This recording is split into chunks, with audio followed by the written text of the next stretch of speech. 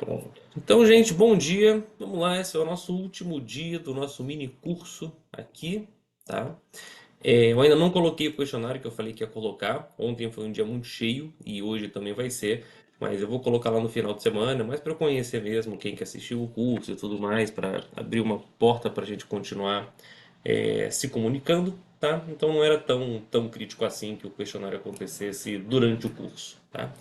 Mas para gente, para eu saber qual foi o perfil médio do público que assistiu aqui o curso. Tá bom?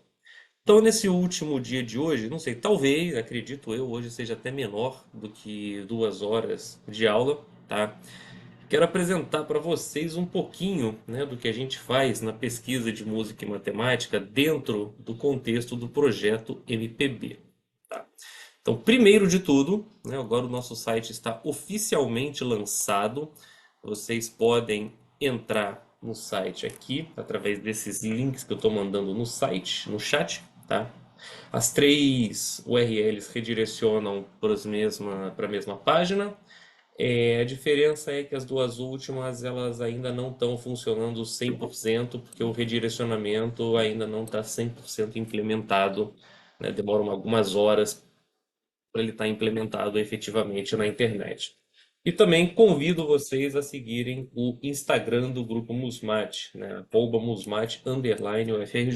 Lá a gente posta nossas novidades, não só do grupo, mas também do podcast e também do projeto MPB. Tá? Então o site está oficialmente lançado. A gente vai atualizando aqui essa página com mais informações ao longo do tempo, tá? E aí, o objetivo dessa página, né, é o seguinte, é trazer de um modo relativamente mais acessível do que artigos científicos e coisas assim, tudo que a gente for desenvolvendo ao longo do projeto MPB, né, trazer isso para o público em língua portuguesa e de forma totalmente gratuita para que todo mundo consiga acessar sem dificuldades. Gente, espera só um instantinho. Pronto, voltando aqui, tá? Então, o nosso site ele vai ter as informações, tudo que a gente desenvolve no projeto, tá? De uma forma mais ou menos clara e acessível. Claro, tem um nível técnico um pouco mais sofisticado, né? Mas não vai ser um texto tão críptico quanto costumam ser textos de artigos científicos. E vai estar tudo em português, beleza? É... Aqui você pode ver o logotipo do nosso projeto, tá? São todos os compositores e compositores que a gente pretende analisar durante todo o projeto. São 50 pessoas no total. Esses aqui que estão destacados são os referentes à primeira fase, né? Que a gente já está terminando. Faltam só algumas músicas da Rita Lee para serem analisadas. E aí, se você quiser testar os seus conhecimentos MPBísticos, né? Aqui embaixo você tem células numéricas, e aí você pode ver se você acerta o nome de cada uma das pessoas dessa imagem. Em breve isso vai ser um testezinho online, tipo um testinho do BuzzFeed, mas por enquanto ainda não está implementado não. Tá. Beleza. E aí, né, eu tenho uma apresentação aqui que eu estou reciclando na cara de pau de uma disciplina, né? Em 2023.2 aconteceu uma disciplina pós-graduação da música que foi justamente uma disciplina sobre o projeto MPB, né? Com um viés bastante musical e bastante composicional, a gente apresentou esse conteúdo para os alunos e aí uma das aulas que eu preparei era falando brevemente de parte do ferramental estatístico até o momento do projeto MPB. E aí eu vou dar uma repassada por esse material com vocês, para que vocês entendam, né, como é que funciona o projeto e como é que a gente usa a estatística aqui para fazer a análise de dados. Tá? Então, primeiro de tudo, né, nosso objetivo aqui com essa pesquisa é entender o que é esse estilo, essa estética musical da MPB. Né? A MPB, música popular brasileira, ela é um subgênero da música urbana brasileira que nasce, né, mais ou menos ali durante o período da ditadura militar. Em geral, as suas letras costumam ter um teor bastante politizado, né? Ao menos na sua gênese, nas peças que surgiram ali na década de 60, especialmente, né? O período mais duro da ditadura militar. E só que mesmo após o fim da ditadura, né, ou quando estava se encaminhando já para o final desse regime, essa estética ela já estava mais ou menos enraizada, né, de certa forma, numa parcela da cultura musical brasileira e continuou existindo e de certa forma continua existindo até os dias de hoje, apesar desse regime político já ter terminado, né? Tanto que hoje em dia tem um termo que as pessoas chamam de nova MPB, que não é o nosso objeto de estudo aqui no nosso trabalho, tá? A gente está focado em estudar um período muito específico aqui, né? A gente está focado em estudar, deixa eu ver, está nessa página aqui. A gente está focado em estudar coisas que aconteceram mais ou menos aqui entre essa época, mais ou menos início da metade da década de 50 até quase o final dos anos 90, né? E isso tem uma interseção, né, que tá a timeline da vida de diversos compositores, né? Isso tem uma interseção com vários nomes que a gente conhece e naturalmente associa, né, a MPB. Bom, então a gente quer entender, né, quais são os elementos musicais que formam essa estética, né, da MPB. Já adianto, desde já, que uma das coisas que a gente não está levando em consideração nas nossas análises é a letra, tá? E isso é um ponto muito negativo, porque a letra, como eu falei, faz uma parte muito importante, né, da MPB, justamente por uma grande parte das músicas serem, né, de um certo nacionalismo, né, como na época da Tropicália, ou de crítica política à ditadura. Então a gente não está levando em consideração a letra, estamos levando em consideração só os aspectos musicais. Futuramente, quem sabe, pretendemos incluir a letra, mas o trabalho já é gigantesco sem considerar a letra. Se a gente fosse considerar a letra, dado que nenhum de nós que está no projeto é conhecedor de linguística, aí o negócio ia sair de controle e a gente ia fazer mais do que a gente é capaz de fazer, né? Então, como eu tinha falado, né, é, nas outras vezes, né? É natural que na música você tenha esse movimento, né, de criação de tensão e sua respectiva resolução, né? E aí esse teórico da música, Leonard Meyer, ele aponta, né, que a maneira como diferentes compositores ou estéticas fazem esse movimento de criação de expectativa e sua resolução é alguma coisa, né, importante para se formalizar estilo. E aí essa última frase que ele diz aqui, né, música pode ser essencialmente como informação transmitida ao longo do tempo, né? Informação num sentido bastante específico, né? Uma informação acústica, né, que segue certas regras, né, regras culturais ou regras que o compositor deseja seguir por si só, né? Então, como música representa essencialmente informação transmitida ao longo do tempo, né, probabilidade tem uma importância enorme no processo cognitivo de significado e estilo, tá? Então, esse autor propõe que é mais ou menos natural a gente tentar criar modelos probabilísticos para modelar esse fluxo de informação ao longo do tempo, tá? Não necessariamente modelar como que a nossa cognição entende esse processo, esse fluxo de informação, tá?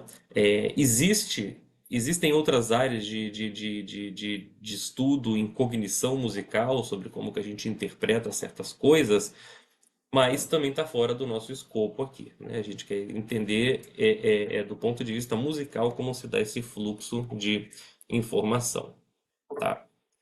É, E aí outras duas frases, né, que Mayer fala nesses dois textos aqui, né, ele define estilo como se fosse o universo do discurso no qual o significado musical surge, né, uma coisa um pouco vaga, adicionando que além de particularidades de época, geografia e compositores, né, e sistemas musicais, idiomas, etc., existe alguma coisa que se mantém constante de estilo musical para estilo musical, que é a psicologia dos processos mentais humanos, ou seja, a forma com a qual a mente opera dentro de certos contextos e normas culturalmente estabelecidos, seleciona e organiza os estímulos que são apresentados para isso.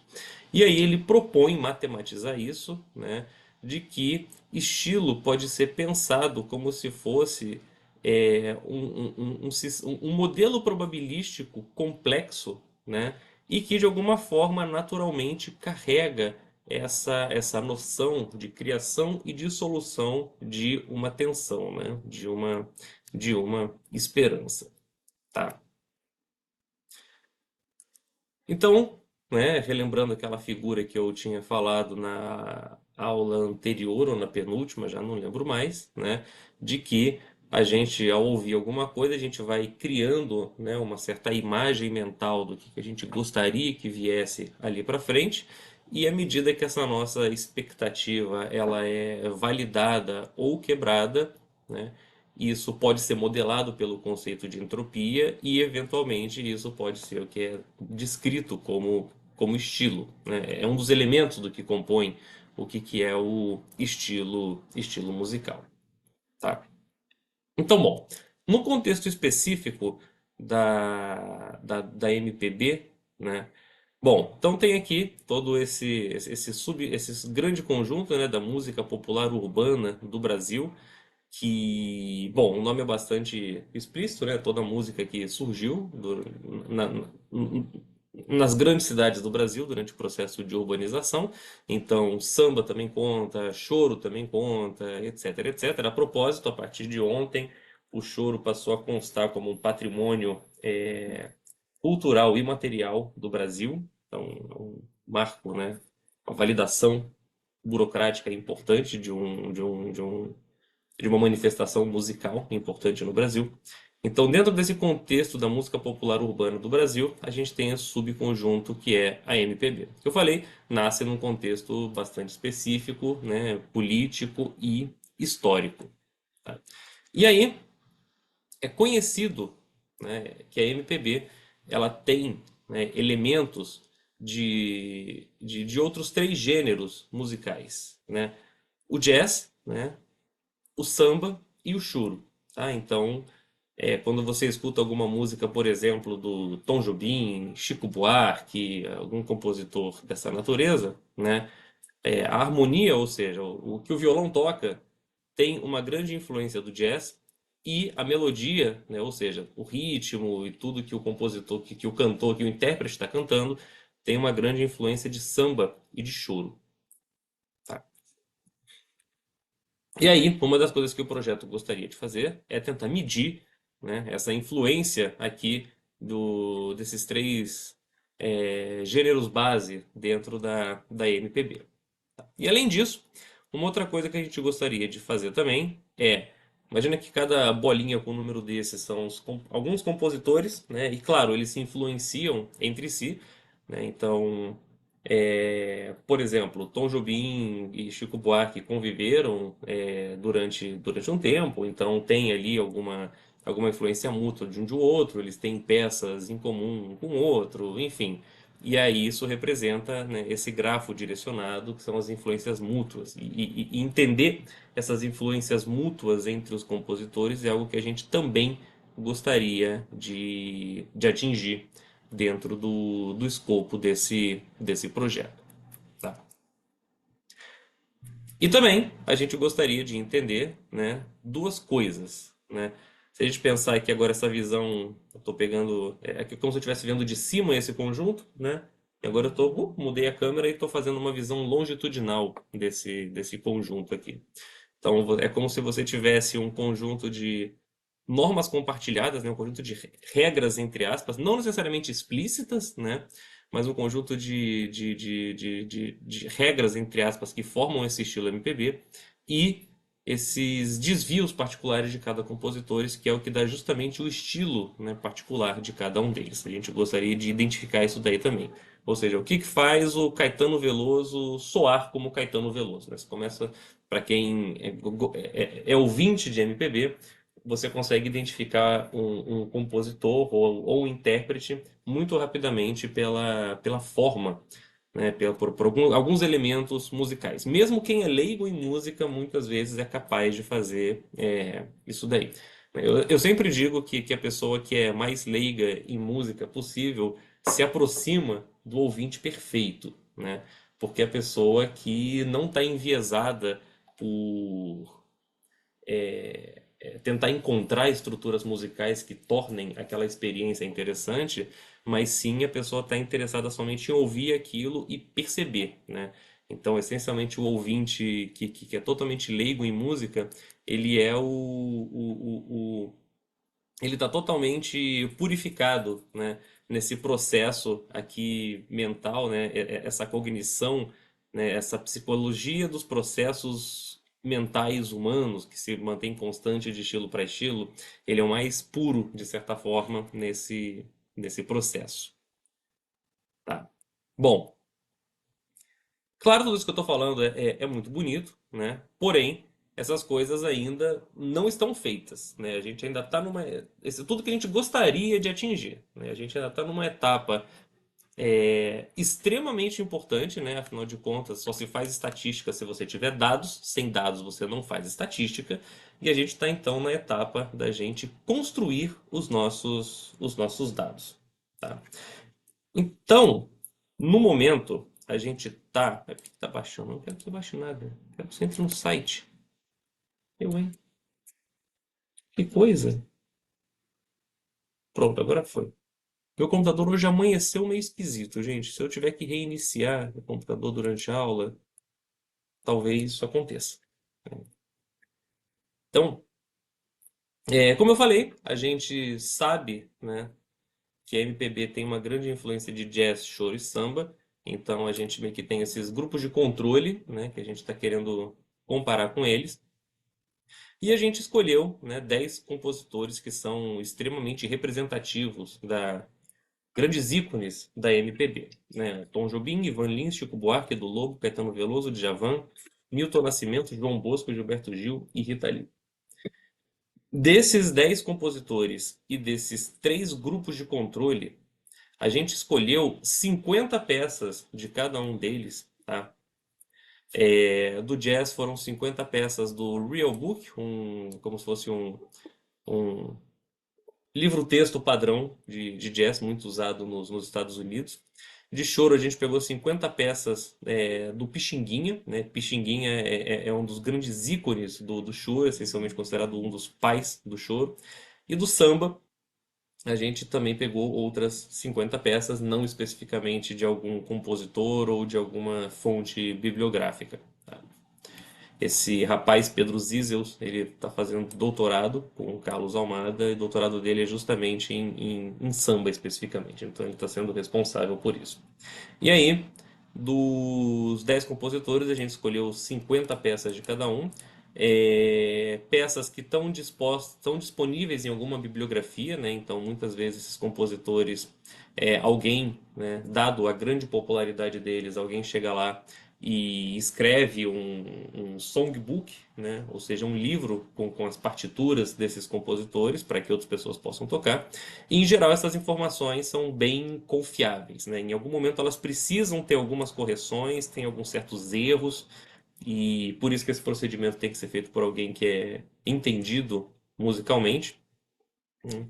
E aí a gente conseguiu pegar essas 50 peças que estão publicadas em fontes confiáveis, né? Mais ou menos perto do que o compositor realmente quis escrever. Tá? E a gente também optou por começar com esses 10, claro, porque são compositores que a gente tem acesso a songbooks, né? Então, se você procurar, sei lá, na Amazon ou na sua livraria preferida, você certamente vai achar os songbooks desses compositores. Então, como eu falei, todos eles estão dentro dessa faixa de tempo que a gente pretende analisar. né, que é a timeline de cada um deles. Os que estão mais fraquinhos são os que a gente não analisou nessa primeira etapa, mas eventualmente vão ser analisados também, tá? Apesar da gente estar considerando essa época, tá? Não necessariamente a gente considera somente obras dentro desse período, né? Se não me engano, o Ivan Lins, o próprio Milton Nascimento, tem algumas músicas que a gente analisa que estão fora dessa janela de tempo, né? Mas que, né, dado o grande tempo de atividade do compositor nessa época, né, imagina-se que elementos da estética MPB já tenham sido incorporadas, né, nas composições desses compositores, tá? E aí, se você quiser ver quais são as músicas escolhidas, a gente tem aqui listagem dos corpora. Corpora é o plural de corpus, que como a gente apontou ontem, né, um corpus é um conjunto de obras a ser analisado. Usualmente esse termo é usado na linguística computacional, quando as pessoas utilizam uma base de dados de textos, né, mas ele também pode ser usado na música para denotar, né, conjuntos de peças a ser analisadas. Então, os corpora aqui estão todos aqui nessa lista. Você pode ver todas as músicas que a gente analisou. E mais ainda, você pode ouvi-las. Tá? A gente fez playlist para cada uma delas. Então, tem playlist para cada um dos 9 compositores ainda. Né? A Rita Lee ainda não está aqui porque ainda não acabou. E os grupos de controle, eu acho que a gente não chegou a fazer. É isso, a gente não fez playlist também. Podemos fazer, mas não, talvez não por agora, né? E aqui no samba tem coisas muito diversas, né? Por exemplo, esse samba pelo telefone, né? Um samba super antigo, é talvez um dos primeiros sambas que foi gravado lá no início do século XX. E tem coisas relativamente mais recentes aqui, enfim, tem bastante diversa essa base de dados também, tá? Bom, então o que que eu estava falando? Falei aqui da base de dados, né? Falei que a gente ainda está nessa fase de construir os dados. Isso, a gente ainda está na fase de construir os dados. Beleza. E como é que é esse processo de construção da base de dados, né? Bom, primeiro de tudo, a gente vai lá e abre o songbook de cada um desses camaradinhos, né? Então tá aqui. Deixa eu abrir essa figura, abrir a imagem numa nova guia, né? O primeiro passo é você chegar lá e abrir a partitura da peça, né? Então tá aqui esse exemplo, partitura de Garota de Ipanema, é um dos arquétipos mais importantes aí da música popular brasileira. E aí, essa partitura aqui, ela vai ser analisada por um especialista, né? Tá aqui, passa pela mão do analista, e ela vai dar origem a 4 objetos, tá? Então a primeira coisa que essa essa partitura vai passar, né? Alguém vai passar essa partitura para o computador também, focado especialmente na melodia, tá? Melodia é a linha aqui que a pessoa tá cantando, né? Então a melodia é esse aqui. Ah, porque estou tão sozinho. Ah, porque tudo é tão triste. Então isso é o que a gente chama da melodia, tá? Então, como eu falei para vocês, eu dei um breve spoiler de como você vê qual é a nota na partitura, né? Quanto mais para cima, mais agudo, quanto mais para baixo, mais grave, mas eu não falei como é que o ritmo é lido, tá? Então tem várias informações aqui que a gente ainda não entende. Então ele vai passar essa partitura para o computador, ela vai gerar um arquivo MIDI, tá? Um arquivo MIDI é simplesmente é essencialmente uma partitura, tá? Pensa que é uma partitura no computador, é um arquivo MIDI, mal e porcamente você pode pensar que é isso, a fins de brevidade. E a gente vai essencialmente, né, olhar qual que é a derivada, né, da melodia, né? Ou seja, o quanto que uma nota varia de uma para outra, tá? Então, por exemplo, daqui para cá é um salto de tamanho médio, enquanto que daqui para cá a nota repetiu, enquanto que daqui para cá é um salto de tamanho pequeno, tá? Então a gente dá nome para essas coisas. Então, os nomes disso estão aonde? Aqui, tá? Os nomes bonitos para isso é uníssono, quando você toca a mesma nota, passo ascendente ou passo descendente é quando você toca uma nota perto, né? Ou seja, sei lá, de um dó para o ré. Um arpejo ascendente ou arpejo descendente é quando você toca uma nota perto, mas não tão perto assim, né? Ou seja, um dó mi ou dó fá ou dó sol. E um salto ascendente é quando você toca uma nota que está bem mais longe, tá? Por exemplo, como acontece naquela música Somewhere Over the Rainbow, né? Somewhere Over the Rainbow. Então essa diferença entre as primeiras duas notas é um salto, tá? Uma nota que está bem longe.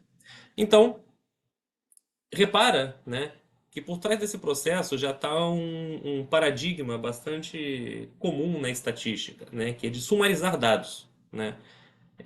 A partitura, a- em- enquanto no primeiro momento ela representa, né, essencialmente tudo da música, né, entre muitas aspas, né, ela tem uma quantidade muito grande de informação e é uma quantidade de informação que é difícil de ser analisada. Então a gente precisa fazer dois procedimentos: transformar a partitura em uma base de dados analisável e, além disso, tentar fazer algum sumário da informação daqui para que essa análise seja mais factível. Tá? Então, em vez da gente anotar as notas que a pessoa tá cantando, a gente vai guardar a derivada do que a pessoa está cantando, né? Ou seja, a distância entre uma nota e outra. E essa distância entre uma nota e outra vai ser ainda mais resumida em é, distância zero, distância pequena, distância média e distância alta. Tá? Sim, pode ser que a gente esteja perdendo informação, mas é a vida, né? Não tem muito o que fazer, a gente tem que torcer para que a nossa perda de informação seja pouca, tá?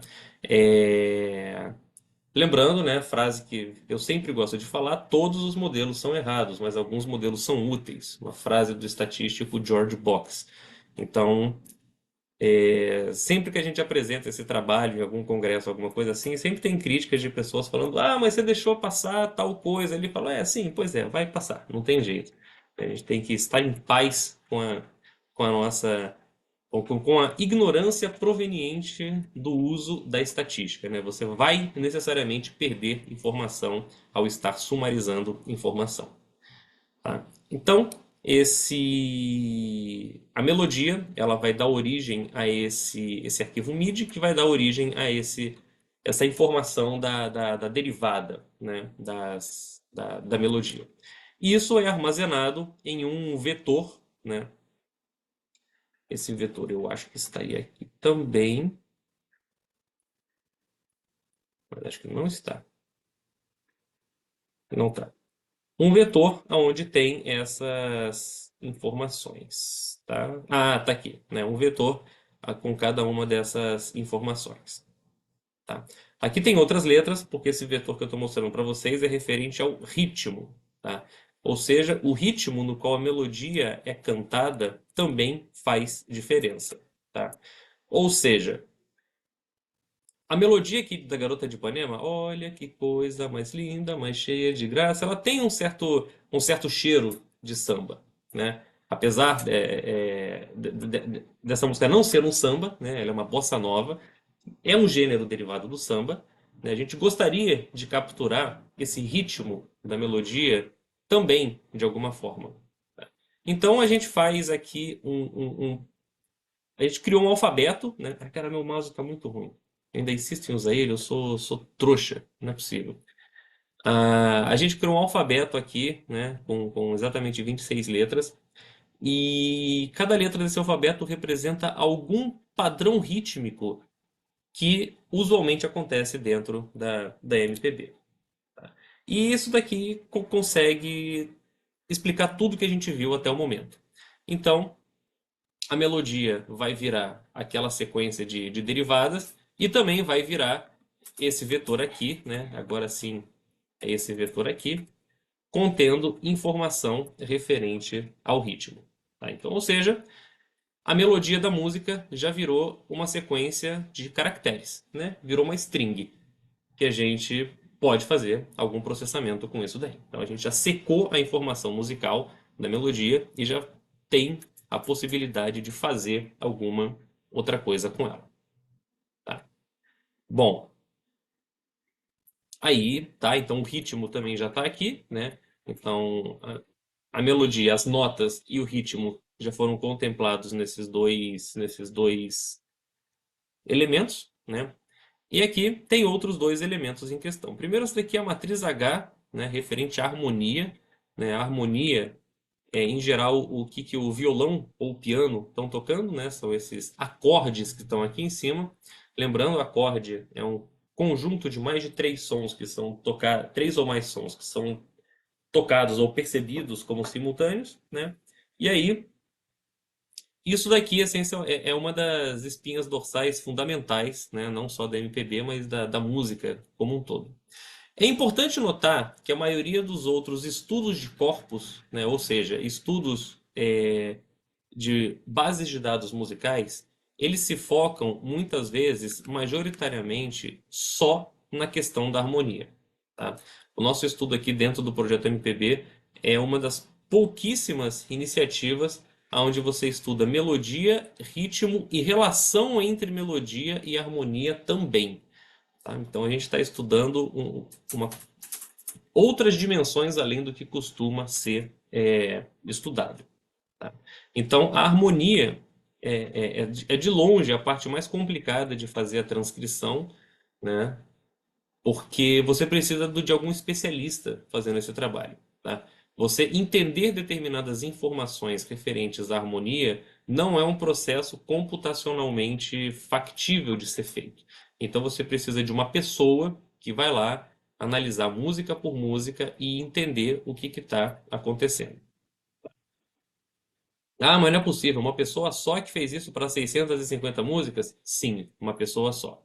Né? É o Carlos Almada que está fazendo isso para manter, né, uma uniformidade na base de dados e também pelo conhecimento musical que ele tem.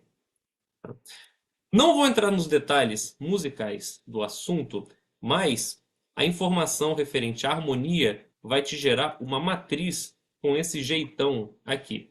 Cada coluna representa um acorde, tá? Ou seja, cada coluna representa isso daqui, sol menor com sétima e nona. E aí você codifica essa informação aqui nessa coluna, tá? Várias informações estão contidas aqui nessa coluna, tá? Não vou entrar nesses méritos aqui, mas uma das mais importantes é justamente essa daqui, tá? Que está nessa coluna, nessa linha que eu estou passando o dedo aqui, que é qual que é a função desse acorde dentro da música, tá? Essa linha aqui é a mais difícil de ser feita, tá? Essa linha aqui não tem como ser feita se não for por um ser humano. Todas as outras dá para fazer. Todas as outras linhas dessa matriz dá para fazer computacionalmente, mas essa daqui não dá. E essa daqui é uma das mais importantes, tá? Ou seja, qual que é a função desse acorde dentro da música. E aí, o próximo acorde vai gerar uma outra coluna, o próximo acorde uma outra coluna, e assim sucessivamente. Tá? Não vou entrar nos detalhes também do que é a função de um acorde dentro de uma música, né? Isso por si só já daria um mini curso, é um dos eixos, dos pilares centrais da música também. Tá? Então, cada música vai te gerar uma matriz de tamanho 8 por N, tá? 8 linhas, e N colunas, onde N é a quantidade de acordes que você tem na música. E aí, por último, uma das tecnologias mais recentes do projeto é justamente essa matriz de notas-funções, né, que é como que a harmonia e a melodia interagem, né? Ou seja, no fundo, essa matriz de notas-funções ela está tentando capturar bem de perto o que você ouve, né? Quando você ouve, por exemplo, Garota de Ipanema, tá lá todos os instrumentos da banda ou da orquestra estão fazendo suas coisas e alguém está cantando, né? Então, é essa relação, né? O que está acontecendo entre, por exemplo, as notas presentes nesse acorde aqui e o que está sendo cantado pelo intérprete, tá? Isso também não tem como ser feito de forma computacional, ou melhor, até tem, com muitas ressalvas, até tem como ser feito computacionalmente. Mas é de extrema difícil implementação, porque é um processo que tem diversas tomadas de decisões no meio do caminho. Então, por enquanto, né, é mais fácil fazer na mão do que implementar esse processo. E aí, essa análise dá origem a uma matriz que tem 5 linhas, né?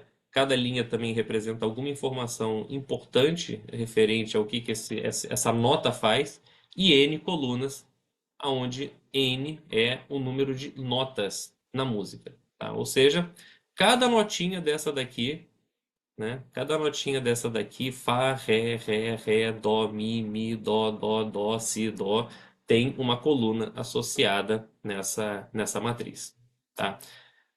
E não é porque, sei lá, apareceu um Dó aqui que você pode repetir a informação desse Dó quando aparecer esse outro Dó aqui na frente.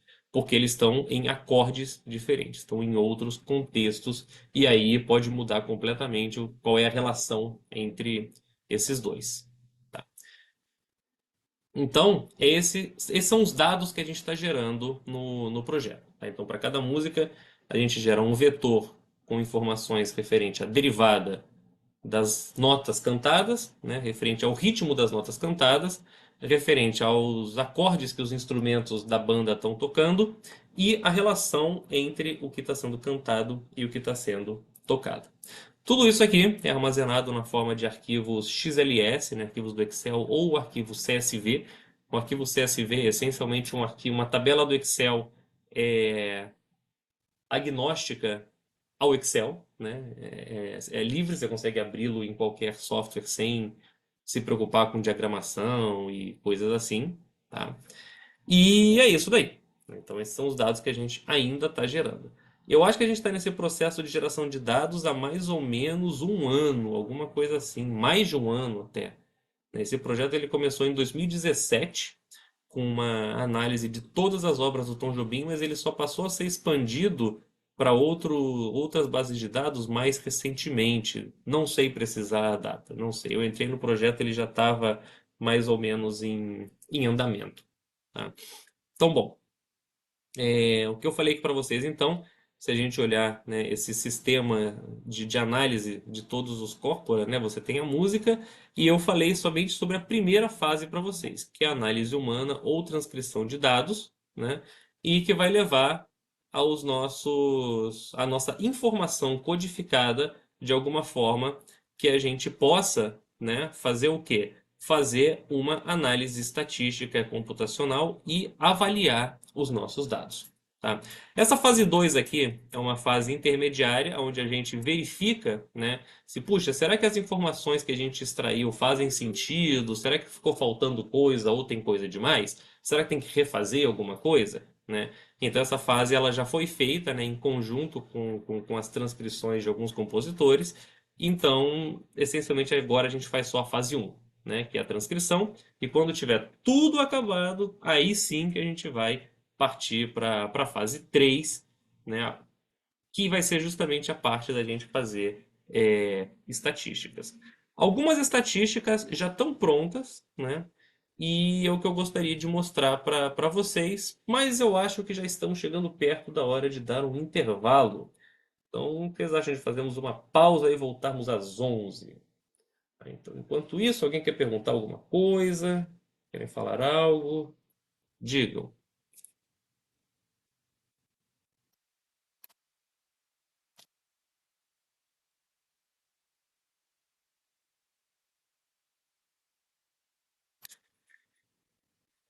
Obrigado, Carol. Também acho interessante. Bom, se eu não achasse, eu não faria, né?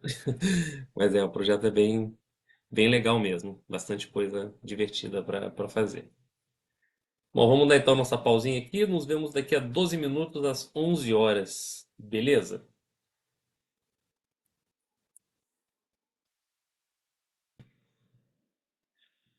Tá. Então, antes do nosso intervalinho, né, eu estava explicando como é que é o nosso processo de análise, que é o que a gente está fazendo, está terminando de fazer no momento. Tá? Aí, finalizada essa etapa, a gente pretende escrever um artigo, né, divulgando essa base de dados para a comunidade, fazendo algumas análises exploratórias é, preliminares. Tá? A gente já tem algumas análises exploratórias feitas nessa base de dados. Eu vou mostrar alguma para vocês daqui a pouquinho, tá?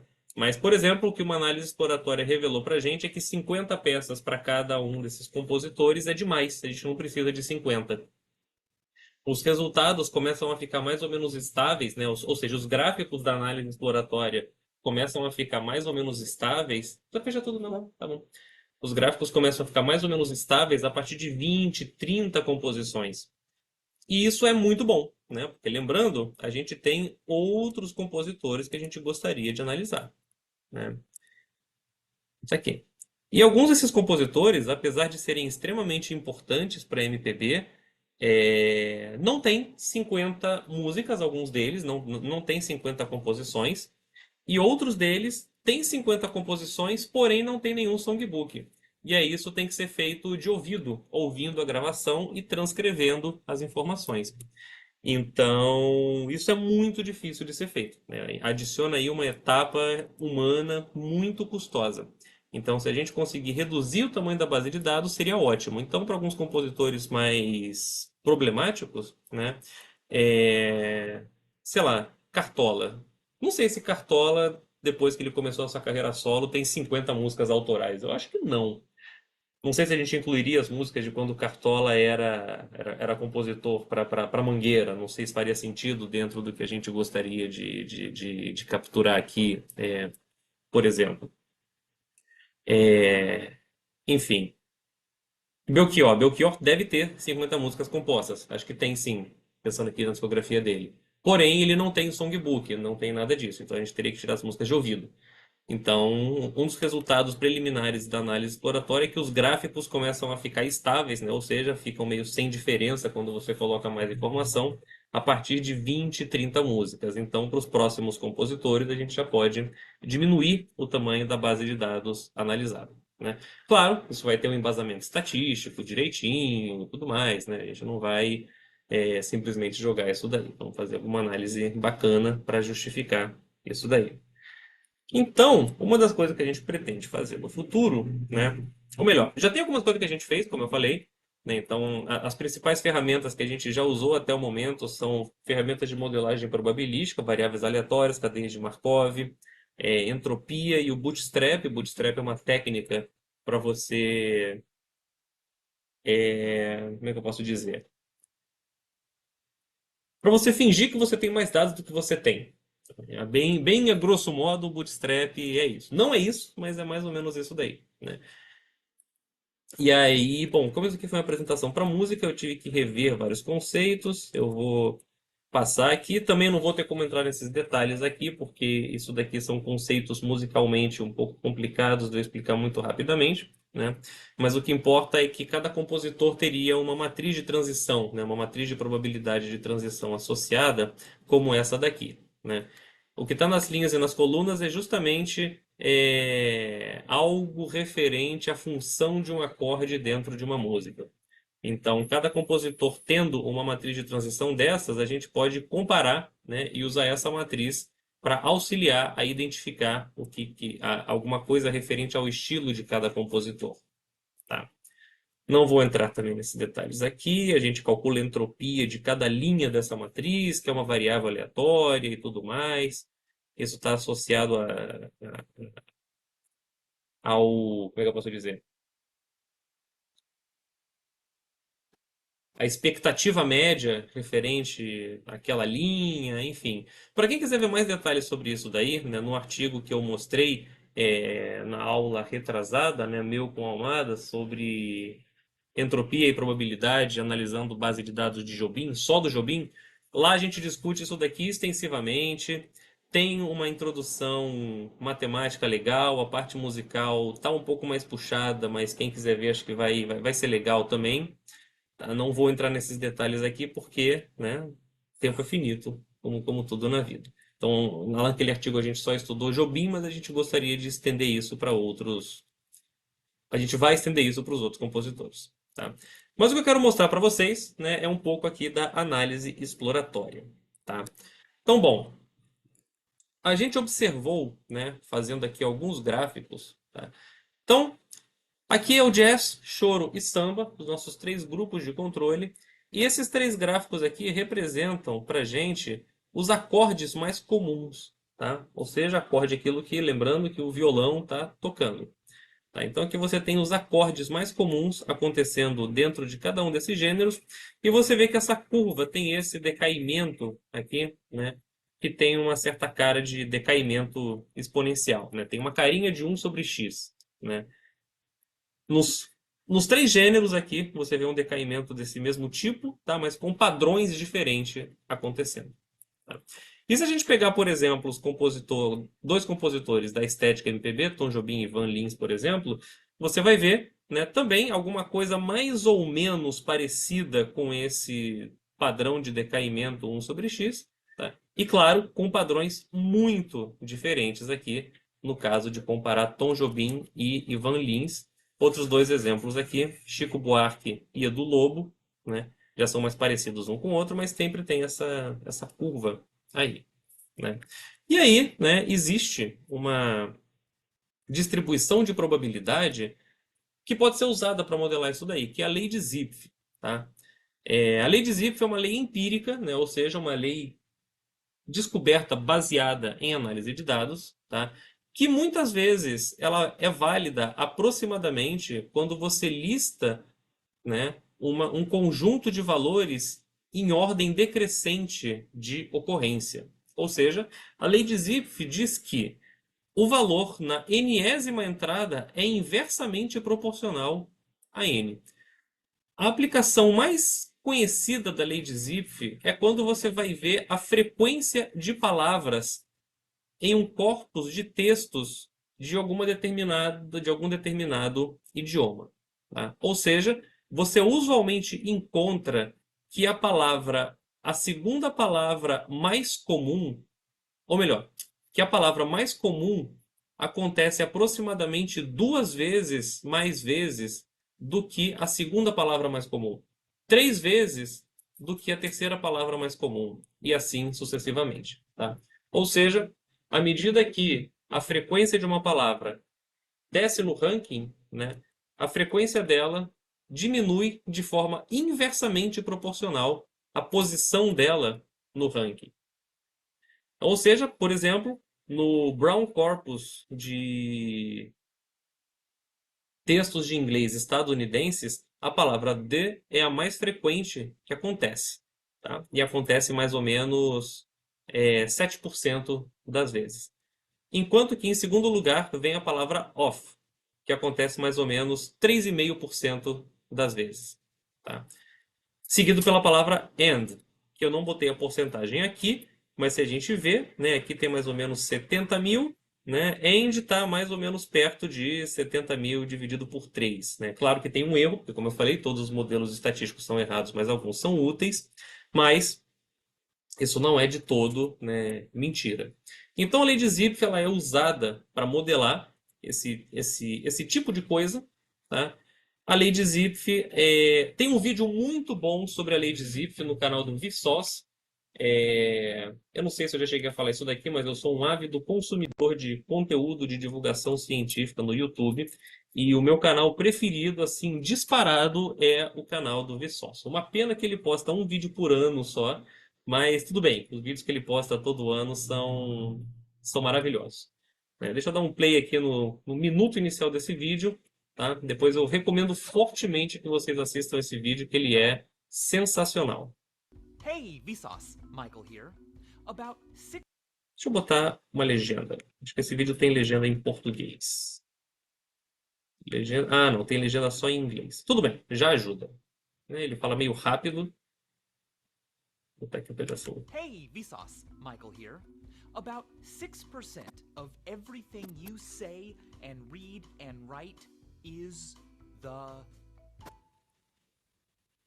The is the most used word in the English language. About 1 out of every 16 words we encounter on a daily basis is the. The top 20 most common English words in order are the of and to. A in is I, that it for you was with on, as have, but be they. That's a fun fact, a piece of trivia, but it's also more.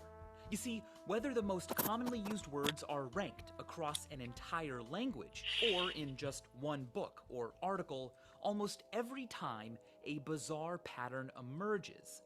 The second most used word will appear about half as often as the most used, the third, 1/3 as often, the fourth, 1/4 as often, the fifth, 1/5 as often, the sixth, 1/6 as often, and so on, all the way down. Seriously. For some reason, the amount of times a word is used is just proportional to 1 over its rank. Word frequency and ranking on a log-log graph follow a nice straight line, a power law. This phenomenon is called Zipf's law. And it doesn't only apply to English. It also applies to other languages like, well, all of them. Even ancient languages we haven't been able to translate yet. And here's the thing, we have no idea why. It's surprising that something as complex as reality should be conveyed by something as creative as language in such a predictable way. How predictable? Well, watch this. According to Word... Ponto. Espero que eu tenha deixado vocês com vontade de assistir o vídeo, né? Eu fiquei com vontade de assistir esse vídeo. Talvez pela quarta vez eu queira assistir esse vídeo. É muita informação, cara. Todos os vídeos dele têm em torno de 20 minutos, meia hora. E é uma quantidade muito grande de informação. Por exemplo, se você nunca entendeu o paradoxo de Banach-Tarski direito, né, veja esse vídeo. Talvez você continue sem entender, talvez você entenda ainda menos, mas talvez você saia mais feliz de ver esse vídeo. Né? Para quem não sabe o que é, o paradoxo é um nome meio forte, né? Mas é um teorema em matemática, né, que diz que se você pega uma laranja, né, e você vai fatiar essa laranja em 5 pedaços. Você tem como juntar esses 5 pedaços de alguma forma esperta, de forma a você ter 2 laranjas, sendo que cada laranja é idêntica à laranja original. Tá? Ou seja, esse teorema diz para você que você pode fazer o milagre, né, de duplicar alimentos, desde que você seja capaz de cortar a sua laranja de um jeito esperto. Né? Só que esse jeito esperto que você tem que cortar envolve conjuntos chamados não mensuráveis, que são conjuntos que a gente não consegue construir na vida real, claro, né? Senão alguém já teria inventado uma máquina de duplicar laranja. Né? E aí vocês perguntam, caceta, por quê, né? Como é que eu provo esse resultado? Né? Aí nesse vídeo ele vai te ensinar como é que você prova esse resultado. Ele te dá uma ideia da demonstração. A demonstração usa algumas coisas de teoria de grupos de um jeito muito, muito sagaz. Fiquei bastante surpreso. A álgebra aí de novo, Carol, vindo para atormentar a gente. E é muito bom. Esse vídeo é muito, muito legal. E esse outro vídeo aqui, o primeiro também, né? O título dele é Cadeiras Existem. E apesar de parecer um vídeo bastante idiota, você vai sair desse vídeo querendo chorar em posição fetal, se questionando sobre qual é o sentido da vida e se você realmente existe ou não. Então vejam o canal do Vsauce, muito bom. E vejam esse vídeo sobre a lei de Zipf, que ela é sensacional. Tá? Então, mais para frente no vídeo, né, ele fala que a lei de Zipf ela não é observada só em linguagem, né, idioma, linguagem falada. É observada em um monte de outras coisas na natureza. Então a gente poderia pensar que... olha, opa, não, peraí. Não quero botar, quero passar o próximo slide. Eu passo o próximo slide, passei. Né? Então, quando a gente olha esses gráficos aqui, né, a gente pensa, puxa, né, uma das formas da gente tentar, né, começar a criar um modelo matemático, né, para o que a gente gostaria de capturar como estilo, é pegar um objeto desses aqui, por exemplo, os acordes mais utilizados por determinado compositor ou determinado estilo, e tentar modelar por uma lei de Zipf. Tá? A lei de Zipf é um pouco mais complexa do que só 1 sobre n. Né? Essa é a forma básica dela, ou seja, o valor na enésima entrada é inversamente proporcional a n, ou seja, a frequência é proporcional a 1 sobre o ranqueamento. Mas tem versões generalizadas da lei de Zipf, onde a frequência é proporcional a 1 sobre o ranqueamento mais um parâmetro elevado a um outro parâmetro. tá? Então, você tem esses outros dois parâmetros aqui para explicar a sua distribuição de probabilidade, né? E aí o negócio fica interessante, né? Porque, por exemplo, você pode pegar aqui, por exemplo, o jazz, né? Em vez de você olhar os acordes mais frequentes no jazz, vai ser uma listagem, né, de nomes de acordes com suas respectivas porcentagens, você pode sumarizar essa informação em dois números, o A e o B, que você vai ajustar uma curva da lei de Zipf aqui. Ah, mas não vai ser perfeito, tem esse calombo aqui no meio. Tá, tudo bem, né? Lembremos de novo, todos os modelos são errados, alguns são úteis. E a gente espera que esse modelo, apesar de errado, seja um modelo útil para a gente extrair informações, tá? Então, matematizando, se você tem em X uma variável aleatória que conta para você o ranqueamento das ocorrências de determinado evento, a probabilidade. Deixa eu fechar um pouquinho. Eu moro no primeiro andar. E aí, quando você mora no primeiro andar, você está sujeito a todas as intempéries aqui da rua, né? Que agora é o carro da casa e vídeo. Mas daqui a pouco vai ser o carro do gás, o caminhão do ferro velho, e tudo passa aqui na minha rua. Felizmente o Zoom tem um mecanismo de noise cancelling. Então, né, se essa variável aleatória x ela representa o ranqueamento das ocorrências de determinado evento, né, a probabilidade de x ser igual a x é igual a uma constante vezes 1 sobre x mais b elevado a a. Tá? Ou seja, você tem aqui uma variável aleatória, você tem a sua função massa de probabilidade, e a partir do momento que você tem isso, você pode usar os métodos que a gente aprende, né, nos cursos de probabilidade e estatística base, método de máxima verossimilhança e tudo mais, para encontrar os melhores A e B que se ajustam aos seus dados e podem fornecer um sumário numérico de determinado corpus. Tá? Ou seja, idealmente, né, no mundo perfeito que a gente gostaria de ter, é o seguinte: em vez da gente ter esses. Eu tentei usar meu mouse aqui, não sei por que eu tento, cara, sou muito trouxa. Que você teria aqui é algo assim. Você vai ter uma curva aqui e você vai ter os parâmetros A e B dessa curva. Uma curva A e B aqui e os parâmetros dessa curva. Até o meu touchpad está zoado. Uma curva aqui e os seus respectivos parâmetros A e B. Tá? E qual que é a boa disso? Né? A boa disso é que você tem também, dentro da probabilidade da estatística, uma outra quantidade que eu falei aqui para vocês, passou meio desapercebida, é essa aqui, chamada divergência de Kullback-Leibler. Né? Divergência de Kullback-Leibler é uma forma de você medir distância entre distribuições de probabilidade. Ela não é uma métrica, porque ela não é simétrica, tá? Então a distância de A para B não é igual à distância de B para A, mas ela tem a propriedade de que ela é zero se e somente se as distribuições de probabilidade são iguais a menos de um conjunto de medida nula. Então, a partir do momento que você modela esses conjuntos de dados aqui por lei de Zipf, por exemplo, né?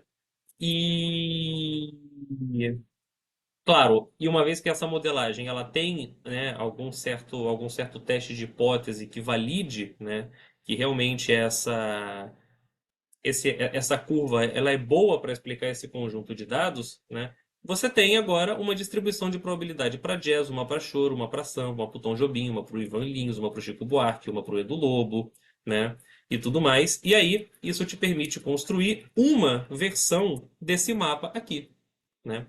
Isso te permite construir, ou melhor, isso te permite construir uma versão, ou melhor, uma versão desse mapa aqui, aonde as setinhas aqui correspondem a distâncias entre os compositores, né? Quando eu comecei a aula, eu falei que isso daqui podia ser as influências mútuas, mas agora isso daqui seria a distância, né? A divergência de Kullback-Leibler entre os compositores. E aí, em uma determinada dimensão, né? Essa distância tem diversas dimensões musicais possíveis. Então você poderia montar um mapa assim, com as distâncias entre os compositores, né? E entender, né? Quão próximo um é do outro de um certo ponto de vista das suas escolhas de acordes nas suas composições, tá? É... E como eu falei, a música ela não é feita por coisas estáticas, né? A música é um movimento de informação ao longo do tempo que sempre tenta transmitir algum sentimento, né, majoritariamente através desse movimento de criação de tensão e sua resolução. E aí, outro objeto que a gente pode usar para modelar não somente frequência relativa de acordes, mas sim transição entre acordes é, claro, cadeias de Markov, né? Então, por exemplo, se eu mostrar aqui para vocês essas três sequências de acordes, vocês vão ver que duas são naturais e uma é um pouco esquisita. Então, vamos ouvir aqui a primeira.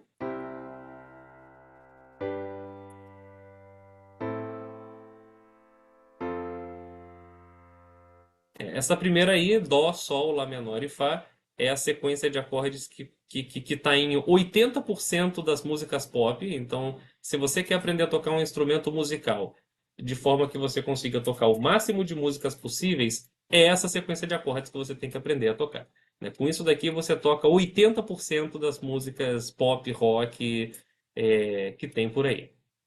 Agora eu vou fazer uma pequena modificação dela.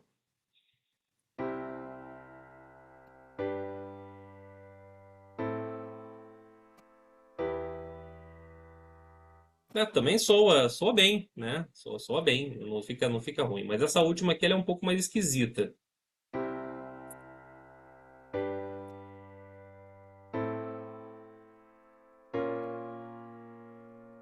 Não é uma coisa que te soa estranha, mas é uma coisa que te soa já. Não é uma coisa que te soa feia, né? Mas é uma coisa que já te soa um pouco mais estranha, né? Ainda mais depois de você ter ouvido as duas de cima, né? Porque, como a gente falou, você cria uma expectativa com base no que você aprendeu recentemente escutando outras coisas, né? Então você não estava esperando ouvir alguma coisa assim, e aí vem e você fica tipo, caramba, o que é isso que aconteceu, né? E aí a gente utiliza, né, ou melhor, pretende utilizar cadeias de Markov para modelar probabilidade de transição entre objetos de interesse, tá? Que é mais ou menos no espírito do que está descrito aqui nessa seção, né? Que é uma cadeia de Markov modelando transição entre objetos de interesse, mas não no nosso contexto, tá? Isso aqui é em outro contexto, por isso que eu nem estou entrando nesses detalhes também, tá? Como eu falei, por enquanto, isso é algo que só está feito, né, em uma certa extensão maior aqui dentro do contexto da música de Tom Jobim, né, com esse artigo Entropia, o espaço harmônico probabilístico e a harmonia de Antônio Carlos Jobim.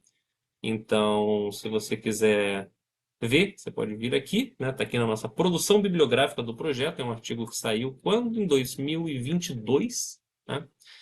E aqui é quando a gente discute, né, tudo isso que eu falei dentro do contexto da música de Jobim somente. Tá? O texto ele é gratuito, como eu falei, a música teórica é um periódio Diamond Open Access, ninguém paga para publicar e ninguém paga para ler. Tá? E ele está disponível aqui gratuitamente para quem quiser. Está em inglês, tá? É um texto meio longo, 44 páginas, né? As pessoas na música têm um hábito de escrever textos bastante mais longos, com uma introdução super grande, contextualizando o trabalho, etc, etc. O que eu acho bom, acho que é, é bom, mas por outro lado eu já vi coisas esquisitas acontecer, tipo um trabalho de 20 páginas crescer para 60 porque os revisores pediram para os autores fazerem coisas absurdas, né? E aí aqui a gente aplica essas ideias para a música de Jobim, tá? Então convido vocês a dar uma olhada nesse texto, tá? E, e aí, gente, eu acho que eu gostaria de fechar por aqui, né? Acho que é isso, né? A gente já falou bastante coisa, né? Ao longo dessa semana a gente falou muita coisa sobre música por si só, né? Entendemos como que o som é feito, entendemos como que essa acústica está associada às notas que a gente escuta hoje em dia, né? Falamos sobre síntese de instrumentos, de sons de instrumentos musicais, né? Falamos de um início de uma relação entre música e álgebra, né? Que, como eu falei, tem muito mais para ser explorado do que isso daí, né? E hoje a gente fechou aqui dando esse esse spoiler, né? Essas diretrizes que a gente gostaria de levar para o nosso projeto NPB daqui em diante, né? Muita coisa legal vai acontecer. Acompanhe aqui o site, acompanhe o Instagram do Grupo Musmat. Para quem chegou depois, eu vou colocar aqui de novo essas informações no chat, tá? E quem quiser, tiver interesse em trabalhar conosco, né? O nosso projeto de extensão agora ele está ativo. Então, como é que é? Extensão. Isso, né? O nosso projeto de extensão chamado Musmate Podcast, ele foi aprovado, tá? E a partir do dia 15 de janeiro, ele já está válido dentro do SIGA, tá? Então, o projeto de extensão do Musmate Podcast, como eu falei, a gente quer trazer esse conhecimento de música e matemática de uma forma muito acessível, tá? Totalmente acessível para o grande público que tenha interesse em divulgação científica, através de podcasts, episódios mais ou menos curtos, em torno de 20 minutos, né? E a gente gostaria de lançar o primeiro mais ou menos por agora, final de março, começo de abril. Tá? Então, se você procurar nas principais plataformas, temos mais podcast. A gente já tem 7 episódios gravados, que foram gravados majoritariamente no formato de entrevistas, né? É um formato que a gente vai manter, mas não vai ser o nosso básico, né?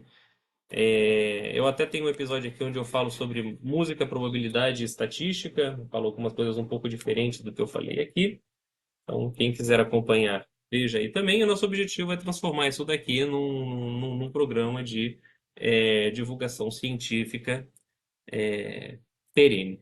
Tá num hiato esse podcast desde 2021 para, enfim, reformulação e tudo mais. A gente viu que esse formato não estava funcionando muito bem, né? E agora vai voltar com força total. Tá? E claro, quem quiser me contactar, hugo@dme.frj.br é o lugar onde eu habito, tá? Às vezes eu demoro um pouco para responder e-mail porque eu me perco com a minha caixa de entradas, mas se eu demorar muito para responder, manda de novo, que aí você vai pular para cima na caixa de entradas e aí isso me dá um sacode para eu não deixar acumular muitas mensagens, tá? E quem quiser acompanhar também, eu tenho um site que ainda está com poucas informações, mas aos poucos vai ser mais alimentado, o carvalho.mate.br, tá? Ah, sim, e para fechar, gostaria de fazer aqui uma autopropaganda, né? Fazer uma recomendação musical para vocês. Minha primeira composição é uma peça para piano que foi estreada em 2022, se não me engano, e ela é uma metáfora, né, musical com esse nosso grande e querido objeto matemático, né, o conjunto de Cantor e a função de Cantor. Então, essa peça está disponível no YouTube para quem quiser ouvir. Deixa eu pegar o link aqui do tempo certo para botar no chat para vocês e vocês terem essa informação. É que eu acho que não está no tempo certo também. Não vou perturbar vocês para ouvi-la agora, mas quem quiser ouvir, vou ficar extremamente agradecido, tá bom? Então tá aqui, copiar o URL do vídeo no momento atual. Tá aí a minha musiqueta. Beleza, gente? Então acho que é isso, né? Fechamos por aqui. Quem quiser falar alguma coisa, fale, pergunte. Vamos que vamos. Temos um tempinho ainda para quem quiser fazer comentários. Como eu falei, eu vou colocar um questionário, né, para saber qual foi o perfil das pessoas que assistiu a esse curso. E nesse final de semana eu devo mandar para vocês por e-mail ou por Google Classroom. Beleza?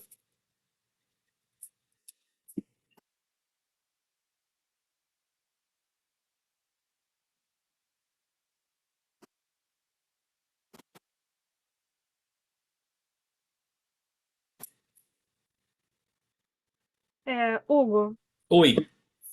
Eu tenho um comentário, não é uma pergunta nem nada, é só talvez uma grande observação. Hum, E também não tem muita relação. Você tinha dito que gosta de YouTubers de divulgação científica, certo? sim. Tem um que eu gosto muito, que ele é, acho que cearense, se eu não me engano, que se chama Ponto em Comum. E eu acho ele Hum. muito bom, ele posta com muita frequência. E ele postou recentemente um vídeo chamado Ouça o áudio mais antigo de um ser humano. E eu achei, tipo, bem legal e tem um pouco uma relação com o que a gente viu durante essa semana. Ah, legal, legal. Hum. Que é um, num papel, né, que o pessoal transcreveu e conseguiu de fato Isso, conseguir ouvir, exatamente, né? exatamente. Já vou me inscrever aqui. Eu adoro canais de divulgação científica e o Brasil é raro, é escasso em conteúdo de divulgação científica. Vou assistir. Obrigado pela recomendação. Nada.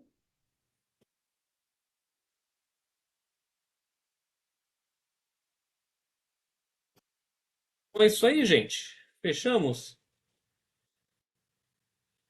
Cara, são poucos brasileiros mesmo, que não sejam só tradutores, né? Eu gosto muito desse daqui, a Matemaníaca. Eu recentemente fiz um curso de divulgação científica com ela. É muito bom, ela tem conteúdo de matemática. É mais voltado para o público que está terminando o ensino médio, né?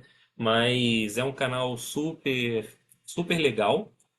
Ela deu recomendação de alguns canais enquanto ela estava dando curso. Deixa eu entrar aqui no meu YouTube, do meu e-mail pessoal, que eu certamente me inscrevi. Eu tenho uma quantidade gigantesca de inscrições aqui. Ah, mas ele não mostra na ordem que eu me inscrevi. Ai, caceta.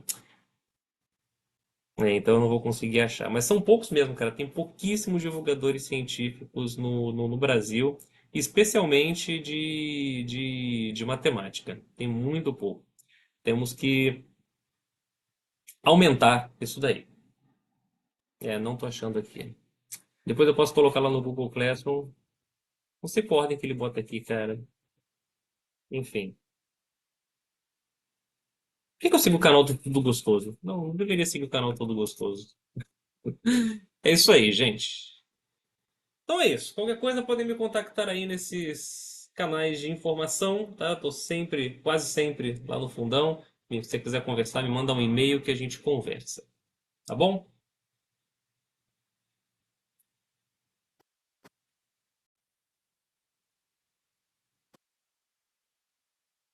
Então, forte abraço. Nos vemos por aí. Espero que tenham gostado. Bom finalzinho de férias e vamos que vamos, gente. Tchau, tchau.